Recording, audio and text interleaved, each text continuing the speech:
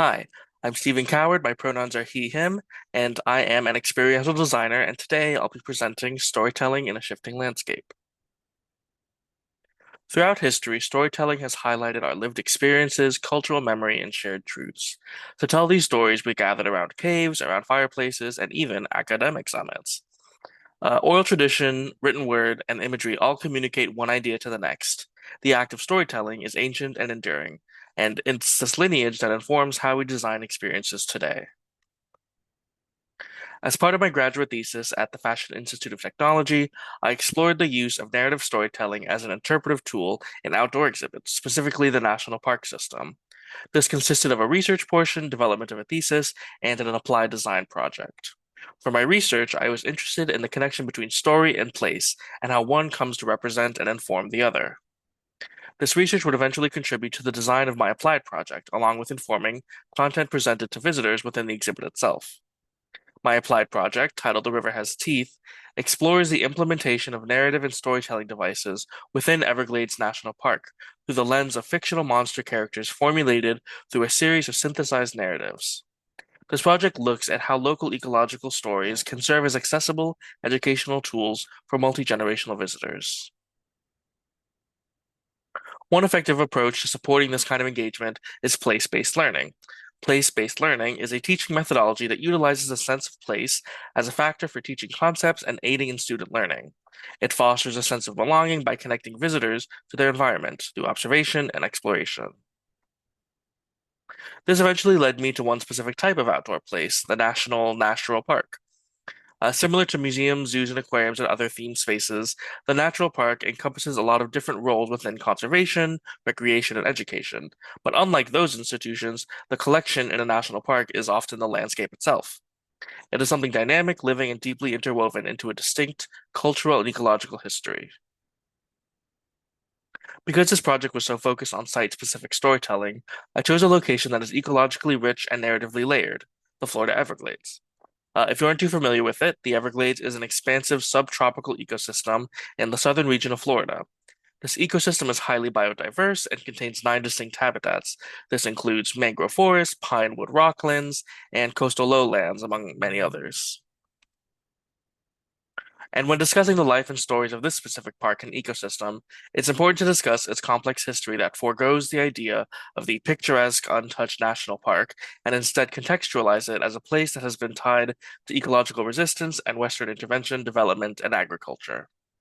When considering opportunities in untold park stories, I chose to focus on ongoing ecological issues affecting the park and the people most affected.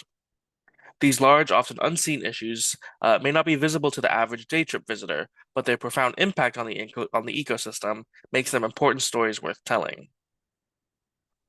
Throughout this process, I was fortunate to speak with Amanda Purnell. Amanda is the Director of Education at Friends of the Everglades, which focuses on conservation, political activism, and education for the Everglades. So for Amanda, she designs classroom activities for K through 12 classes that build toward facilitated field trip experiences. These later field trip experiences use the park itself as a generative teaching tool for students to connect learning and the environment. So, for example, she relies on elements within the park landscape to explain the cause and effect of much larger issues affecting the park. Something as simple as highlighting the difference between two different leaf colors or pointing out historic water levels on infrastructure relate to wider concepts like water diversion and agricultural algae runoff. These educational trips help students form emotional and conceptual connections to the landscape.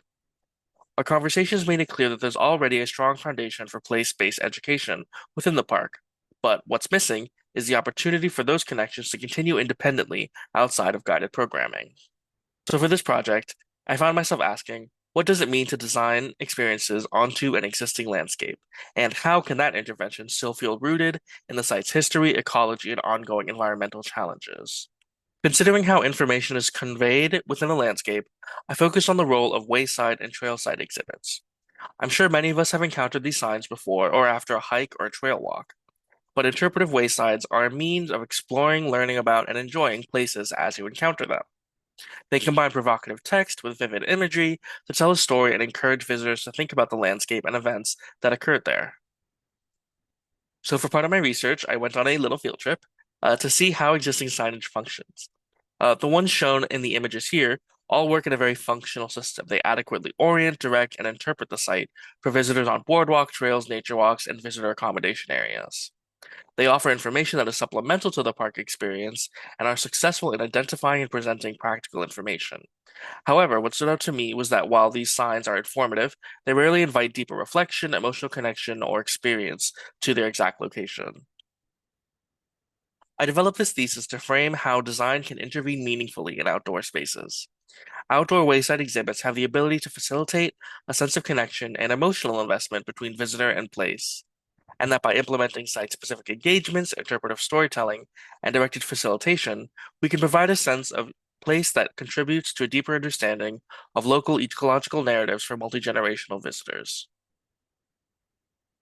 To apply this thesis, I created a speculative outdoor exhibit titled The River Has Teeth. This would be a temporary outdoor exhibition in the Everglades National Park that examines our relationship with water through the lens of fictive monsters and beasts. And through the exhibition, visitors come to understand the importance of water and the ongoing need to protect it for the greater ecosystem. Part of implementing my thesis was the creation of site-specific narratives, essentially what will actually be driving the design. I developed what I call interpretive ecologies, interconnected narrative threads that draw from distinct ecological, historical, and cultural aspects of the site. These narrative components were intentionally paired and synthesized into a single cohesive storyline that serves as both a design framework and exhibition content. In this way, the narrative operates on multiple levels, organizing the structure of the experience while also inviting visitors to deeper, layered understandings of place. This synthesized narrative functions as both a connective thread and an interpretive scaffold. By drawing from ecological, historical, and cultural elements, it creates multiple points of entry for understanding, inviting engagement across different ages, interests, background knowledge, and reading levels. So, for example, in a family visitor group, a child may be interested in an animal, a parent might be interested in an ongoing issue, and then a grandparent might be interested in a place and its history. These varied points of interest coexist within the same narrative framework, encouraging moments of independent discovery as well as collaborative exchange, where visitors can share insights, ask questions, and build understandings together. By allowing a sense of agency and free exploration, visitors come to understand the park not just as recreation or terrain, but as a dynamic ecosystem. This mode of storytelling fosters a deeper sense of place awareness and helps visitors locate themselves within the larger ecological context of the park. To test my thesis, I created a small prototype on the FIT campus. The goal was to apply the same principles I had been researching, using narrative and site-based interpretation to draw attention to environmental change. In this case, I focused on the recently constructed scaffolding on our campus, which had just gone up and now covered several existing trees and planters. The prototype was a simple viewfinder activity paired with a written prompt. In doing so, it offered a moment of pause, inviting reflection on environmental change, visibility, and the layered stories embedded in even the most ordinary urban landscapes. On the left, you see a factual description of the site. On the right, the same information is interpreted through a more playful narrative, adding character, emotional tone, and a simple activity prompt to encourage engagement within the space. When tested, participants responded positively, engaging easily with the prompt and describing the experience as both enjoyable and thought-provoking. Importantly, many noted that the activity drew their attention to something that had previously been overlooked despite encountering it regularly. This reinforced one of the core aims of this project, which was to use narrative and site-based tools not only to add information, but to reframe perception, inviting people to see the familiar through a new lens. So, to return back to this framework, I began to cater a series of specific narratives that could represent a more visitor-friendly version of these issues. So here, a series of collages began to pair issue and place before developing into key areas that began to represent different identities of the park. And then each identity eventually took on a narrative form, using plants, animals as representative figures that embody different parts of the park's story. These serve as entry points for learning, emotion, and connection. And as I move from narrative development into spatial design, I focus on the set of strategies that could guide how visitors actually experience these stories on the site. This included opportunities for perspective taking, collaborative multi-visitor experiences, and large-scale interactive figures. These elements help visitors not only just by reading, but by doing, getting them to engage physically and socially and emotionally with the outdoor exhibit around them. Here you can see visuals of the actual project site. I used an existing developed roundabout deep within Everglades National Park. And because of its remote location and considerations for the climate, this also meant that little to no technology or digital media was used when designing key areas and activities. Visual storytelling begins when the visitors turn off the main parkway. They are immediately immersed as they drive under a water motif canopy that leads them to a giant watchtower with a snake precariously slithering back into the tree line. The gap in the snake's body form in the ground creates an opening for visitors to enter, creating a figurative portal to see the monsters and beasts within the exhibition. Here are a few additional images of the exhibition, but I'll just be highlighting a few key areas that direct back to my research. So in this section, visitors enter a stylized birch sugarcane forest and activate speakers playing audio from Everglades residents impacted by agricultural burning.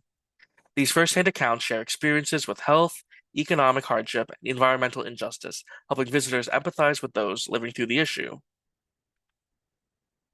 In this section, a giant purple alligator anchors the center of the roundabout and is scaled for both adults and children to climb and explore together. Inside the thatched structure at its center, visitors discover that they've entered the nest of a mother alligator, deemed a fierce protector. Central to the space is a collection of ground-embedded eggs with reflective questions. Surrounding this is a round seating that invites visitors to reflect on water as a sacred resource to share their own experiences with one another. To return to wayfinding and interpretive signage, I developed a modular graphic system using circular, low-profile elements that support inclusive engagement across all ages and abilities. Each module offers varying text complexity, visual storytelling, and interactive clues to suit different learning styles and languages.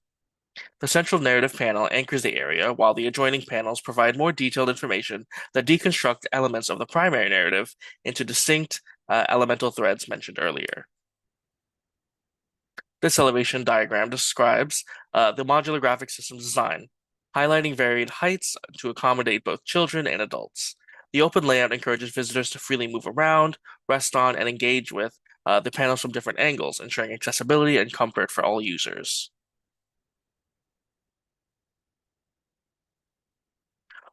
While I continue this work, I consider what possible next steps could be taken within this framework to further delineate spaces from places. One direction is opportunities for co-creation, inviting local BIPOC and community groups to contribute to new narratives and perspectives that deepen the interpretive story. Another area is technology. Because this project focused on a remote site with limited access to digital media or electricity, the design avoided tech-heavy solutions. But in other contexts, tools like augmented or mixed reality could open up entirely new ways for visitors to interact with stories and landscapes. Finally, I see potential for testing this framework in hyper-specific and non-traditional sites. This would further the design into sites like remote campsites, kayak trails, and backcountry hiking routes, pushing the idea of site-based narrative deeper into places where interpretation often stops. This opens new ways to weave narrative into places where traditional signage or programming might never reach. So, returning to the question I posted earlier, I hope this project shows how site-based storytelling can deepen visitor connection by weaving together history, ecology, and current environmental issues by using narrative as an interpretive tool rooted in place. We can create more meaningful experiences that foster understanding, empathy, and ecological stewardship. And I encourage designers to see the narrative not just as information, but as a bridge that connects people to the places they visit. Thank you.